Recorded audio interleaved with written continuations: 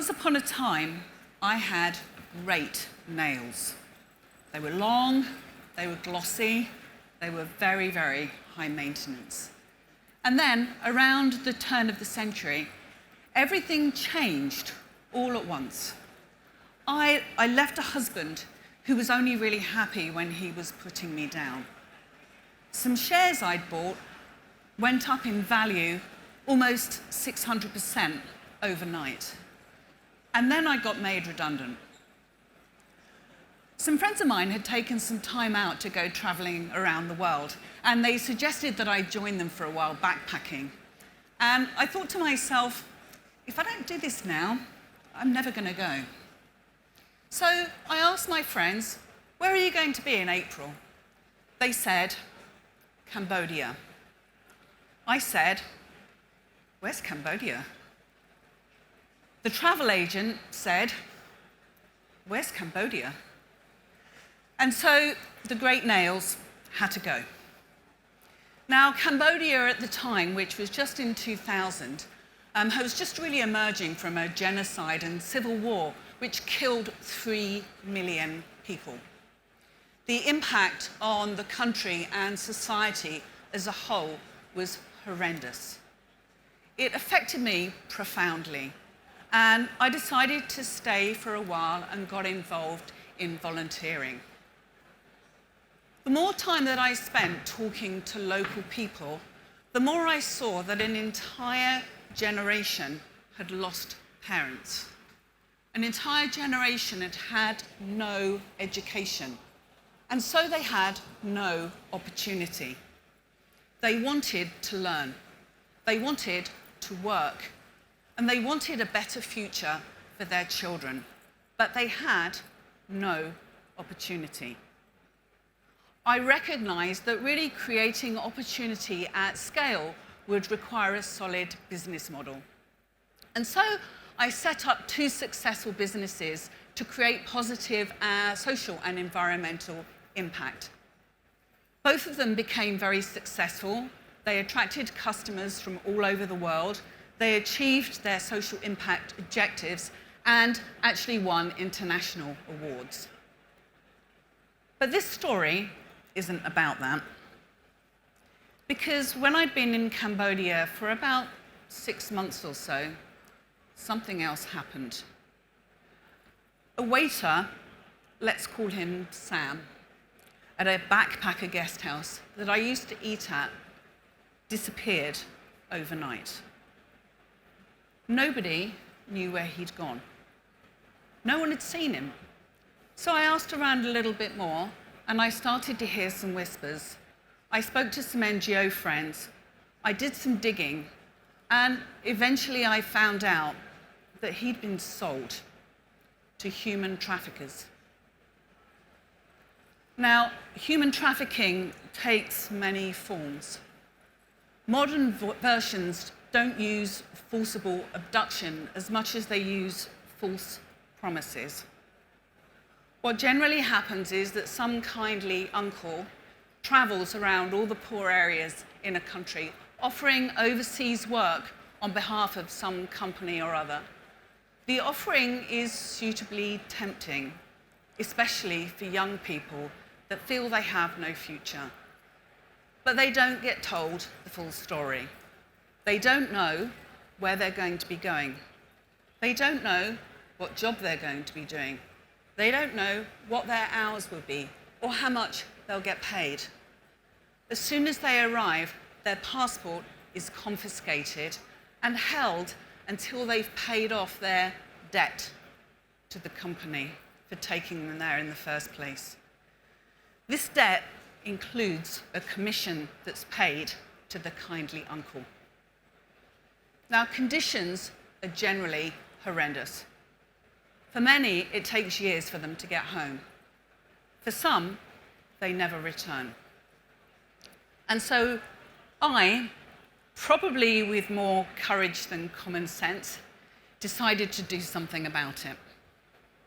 I persuaded a friend to help me out. We did a bit more research, we pulled a few strings, and a few days later we found ourselves sitting in the cafe with the kindly uncle. Somewhat nerve-wracking. Money literally passed under the table. There followed a few days of what probably can only be described as deep paranoia. And eventually, Sam was released from his contract just before he flew out of the country, and we even got his passport back. This did, of course, put Sam back where he was before. He was free, but he had no opportunities. And so we decided to let him stay in our spare room. And we sponsored him through a business degree at university. He ended up living with us for 5 years. He became part of our family. We were his safe space, somewhere he was always welcome, someone who would never judge him, would always listen, who would build his confidence and give him sensible advice. While he was studying, he took a part-time job in a cafe, and when he graduated, he got a good entry-level role in a bank. He worked hard. He got promoted. He put all 6 of his siblings through further education. He worked harder, he got a better job offer, and he improved the house for his parents for their retirement. He continued working hard, got promoted again, and set up a side business. He married a wonderful woman. He bought 2 houses. The future outlook for him, his children, and his entire extended family has changed beyond all recognition for generations to come. Now, this really taught me something. What I'd seen in him was honesty, integrity, and a willingness to learn and to work hard. All he needed were 3 things to give him a window of opportunity: a bit of financial support, some practical education, and a safe space. The rest he did entirely by himself. Angelina Jolie once said in an acceptance speech, "Somewhere in the world there's a woman just like me who would likely make better films than I do, because she's a better actress, only she has never had the opportunity that I've had." I've worked in 37 countries, and I've met many, many people like my friend Sam, with a lot of capability but no opportunity. I spent a lot of time talking to them, understanding their lives, their challenges, and hopes for the future. A large proportion of them were women. And I saw that women have even less opportunities than men, and even more circumstances that reduce those opportunities still further. There are many women out there, just like me, just like you, just like Angelina. They have the same abilities and aspirations as we do, the same work ethic and love for their family. They're everywhere. You often just don't see them because they inhabit a parallel universe, one that's often just a few streets back from where you're walking. The future Stephanie Jobs. The future Jessica Bezos. A future restaurateur, architect, best-selling author, inventor of the next big thing.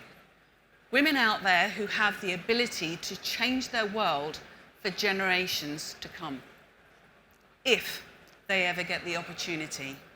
But many of them won't ever get that opportunity because they have no access to finance, practical education, or safe space. They just need those 3 things to make it happen. The rest they can do all by themselves. Unfortunately, they can't all come and stay in my spare room. And so there needed to be another solution.